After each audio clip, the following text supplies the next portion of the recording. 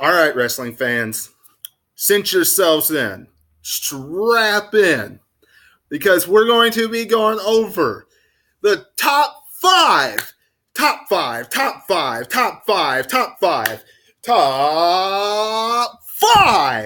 superstars that we would want to see Shawn Michaels, the Heartbreak Kid, face if he would come out of retirement. Rumors are running high, running rapid, sky high about the Heartbreak Kid coming out of retirement ever since The Undertaker and Shawn Michaels cut that promo last Monday going into Triple H and The Undertaker's matchup on October 6th on the Big Huge Super Showdown. Ever since then, rumors about Shawn Michaels' in-ring return has been sky high.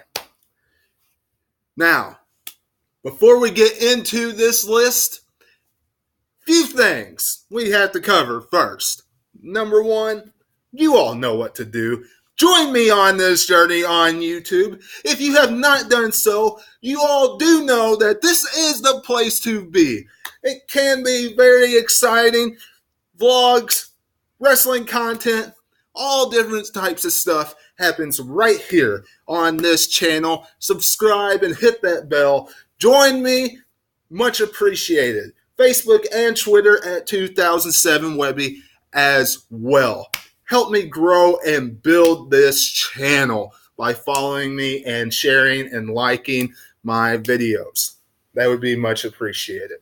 Now, one other thing about Shawn Michaels' return and any type of list that anybody would put together.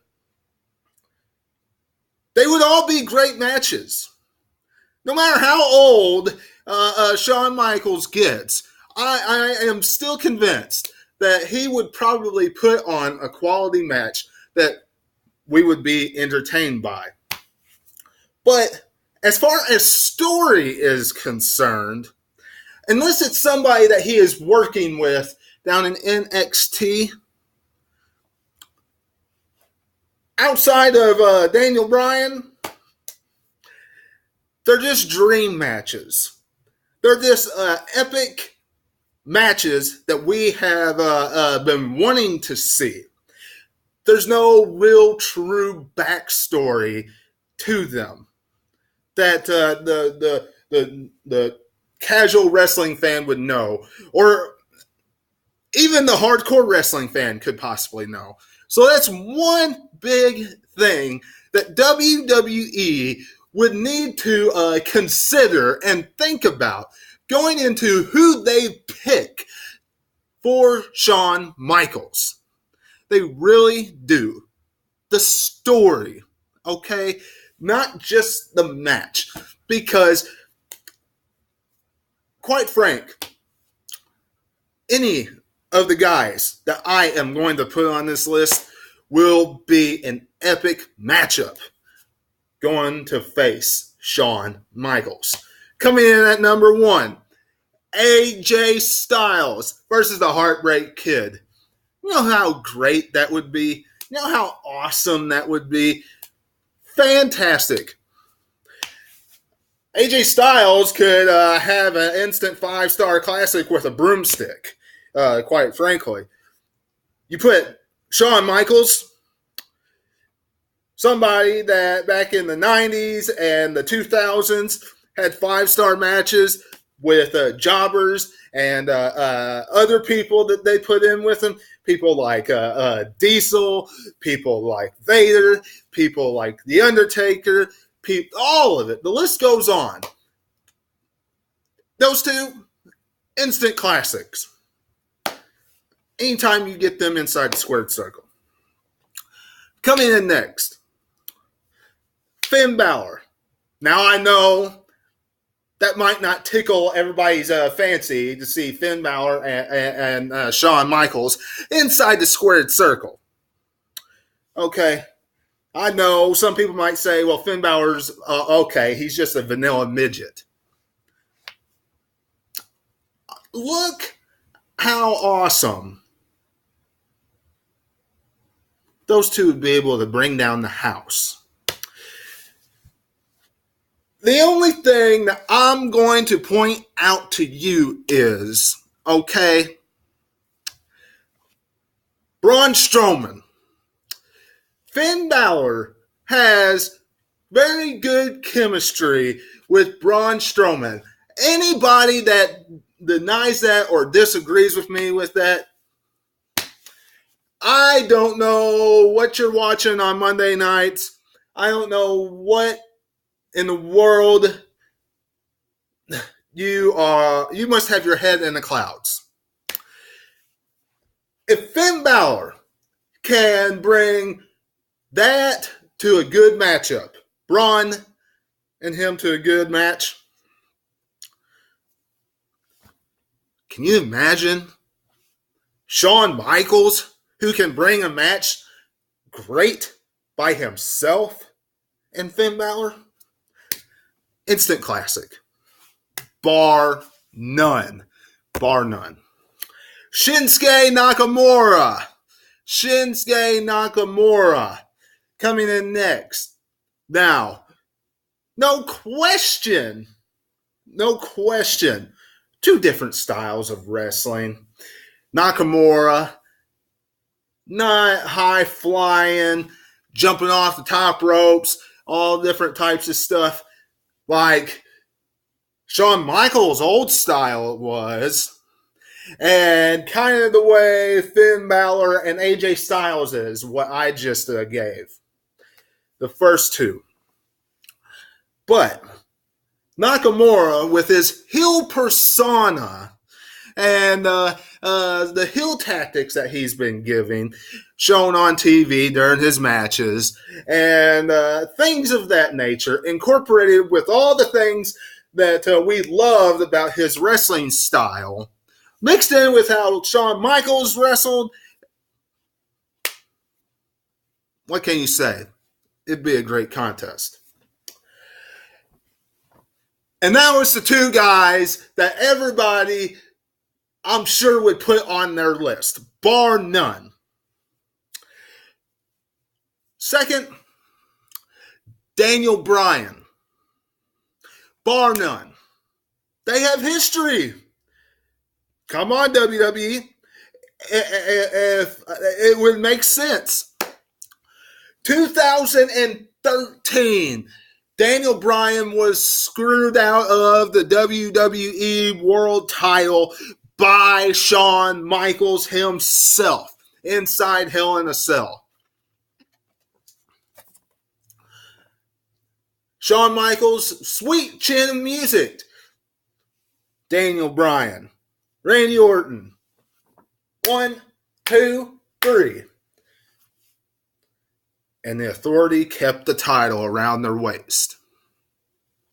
Now, you take that, and you take Daniel Bryan's style, how he wrestles now,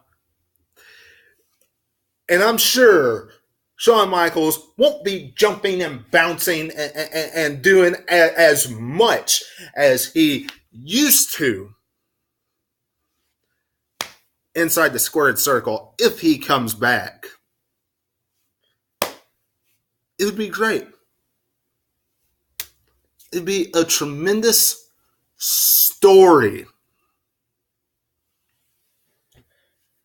Couldn't ask for a better story when it comes to somebody that wrestles practically, at least on TV, full-time basis against Shawn Michaels.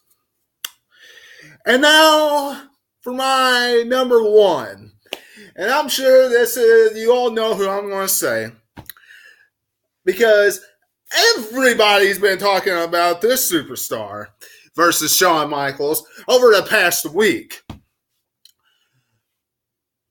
The number one guy that would make sense for Shawn Michaels to face is The Undertaker himself. I don't want to hear out of anybody's mouth, I don't want to hear it, that it's two 50-something-year-old men and it would be an old, decrepit, boring match. I don't want to hear it. I don't want to see it. I don't want to see that in the comments below. If you put it in the comments below, so be it. But keep it to yourself. When you think about Shawn Michaels and The Undertaker,